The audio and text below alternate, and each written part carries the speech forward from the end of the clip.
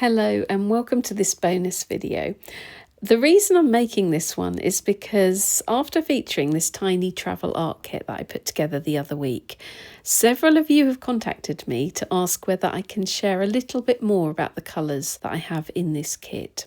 So that's what I'm going to do in this video. I'm going to swatch them all for you and I'm going to chat a little bit about why I've chosen this colour palette and how they all kind of work together. So I actually have a combination of coloured pencils, including one Doe and Inktense pencil, which you can use wet or dry. I have a little palette, it's an art toolkit palette. This is the pocket-sized palette, so it's not the tiniest one they do, it's kind of in between. That's full of watercolour and gouache. And I also have art graph, water-soluble graphite in a tin. So those are essentially the materials I have in this kit. I've kept it fairly simple because it's in a tiny little Pegandal Sendak nutshell artist roll. It's a really cute name. It's a really cute little artist roll too. Okay, so the first paint I have in this palette is actually one I mixed myself. It was from two different gouache colours, burnt sienna and ultramarine, and that kind of made a really nice Payne's grey. The second one is actually a watercolour. This is Random Grey by Schmincke. It's a Schmincke Horadam colour. And the third one is like a Davies grey. It's actually, I believe, a Holbein gouache, which I can't remember the name of at the moment.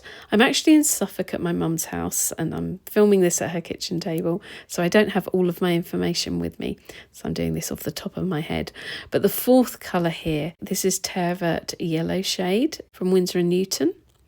And this lovely pale colour here is one that I mixed myself, I believe, but I honestly can't remember how I mixed it. I don't think I wrote down which paints I used to mix it, and it doesn't look green on here, but it's actually a really pale green, but against this paper it looks slightly blue.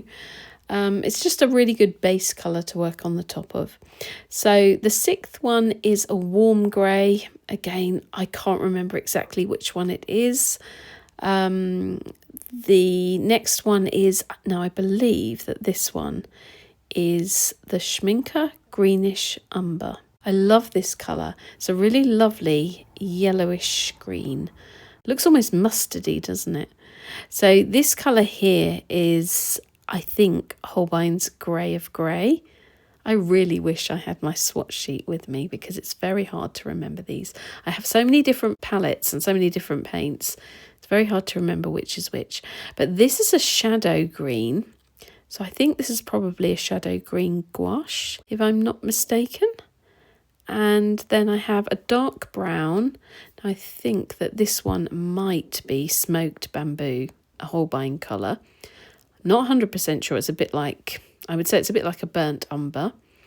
And the final one I have in the palette is, I think that's Tasha Brown by Holbein. I think that's a gouache as well. But it's kind of like, I would say that's like a burnt sienna. So you see they're all quite, I would say, soft, natural, muted colours.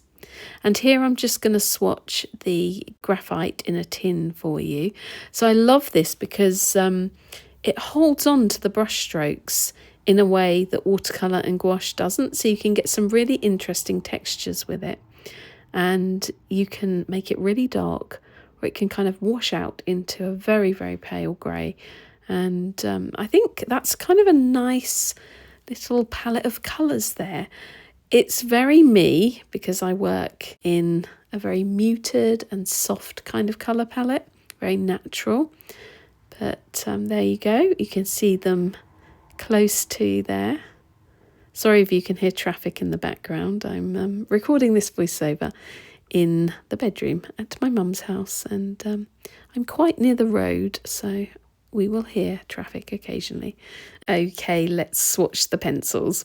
So this one is the Doe and Inktense. Now this is in the colour Bark, and I love this colour. This is my most used Doe and Inktense colour. It looks almost black when you use it dry, but when you wet it, you can see that you get this lovely kind of almost reddish brown, sort of maroon kind of colour. It's really pretty. I love that you can use it wet or dry. You can also even dip it into the water and use it like that rather than wetting it with a brush.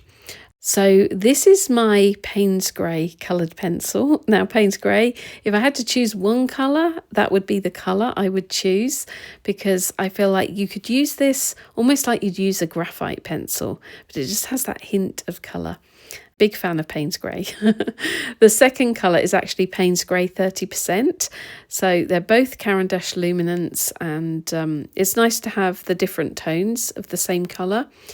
So this pencil is a Derwent Drawing Woodland, and we also have Derwent Drawing Sepia Red. It's kind of nice to have both a darker brown and a more reddish brown, and you can see that echoed in the paints as well. I also chose to have a darker brown and a more reddish brown. I knew that I wanted a neutral pencil in this kit, and I chose the Holbein Artist Coloured Pencil in Sand, because it's kind of like a dirty yellow in a way. It's not too yellow.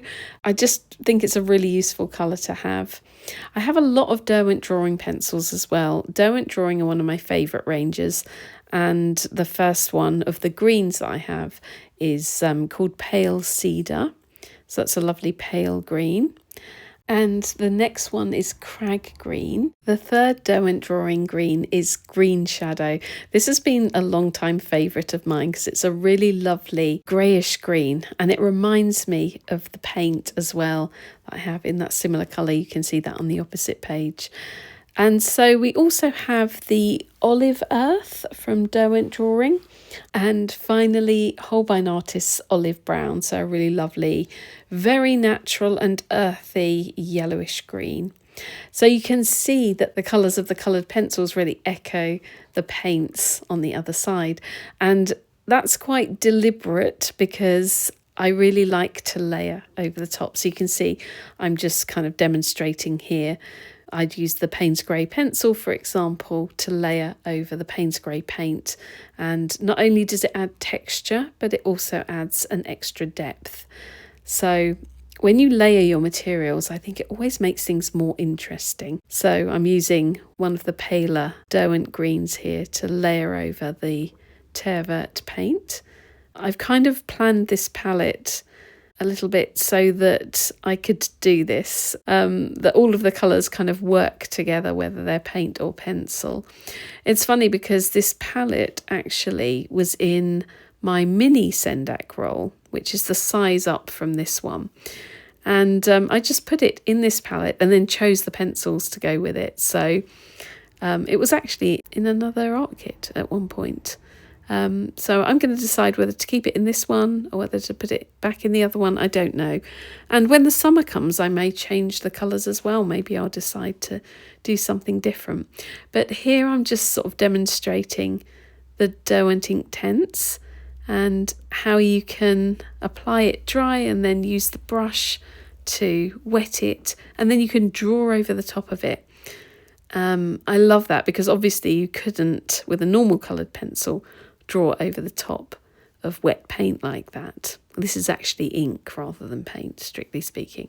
But with this you can, and you can get some really interesting effects. So you can dip the pencil in the water like I'm doing here, and it just gives like a really nice soft look to it. So instead of that hard pencil look, you get this really nice, almost slightly bleeds into the paint and has a really soft outline. And here I'm just drawing, kind of sketching a little branch or something with the water-soluble graphite, just to show you this brush actually, because it has a lovely tip. It's the Tintoretto travel brush. It's a number 6 and it has an amazing fine point. So even though I only have one brush in this kit, I can actually achieve quite a few different strokes with it. So I can use it really boldly, or I can do quite fine lines as well. And another thing you can do is you can mix the water-soluble graphite with the watercolour or the gouache. So that's what I'm doing here, because I just wanted to show you the effect that you could achieve if you do that. So it kind of dirties it up a little bit and gives it that sort of graphite-y look. So that's kind of like just another little option I have with this kit. And that's why I really wanted to include the art graph, because I feel like the art graph offers something a little bit different. There's a close-up of how it all looks. So for those of you who favour a muted palette, I think you'll probably quite enjoy this. And I do hope that this video has been useful. It's been fun to share a closer look at the colours. Look at that bottom left. I love how the mix of the water-soluble graphite and the paint, I love how that looks. It kind of has a really nice texture to it as well. So it's good to experiment like that. And yeah, somebody in the comments the other day said they like to mix both of them. And I had heard that before. So their comment actually spurred me into actually trying this. And it works really well. So I would say the art graph is a really good travel supply because it comes in a little tin, quite tiny, and you can achieve lots of interesting effects. Okay, I hope you enjoyed that video, and I will see you again soon with another one. Check out the channel memberships, check out my Patreon and all that jazz, and I will see you very soon.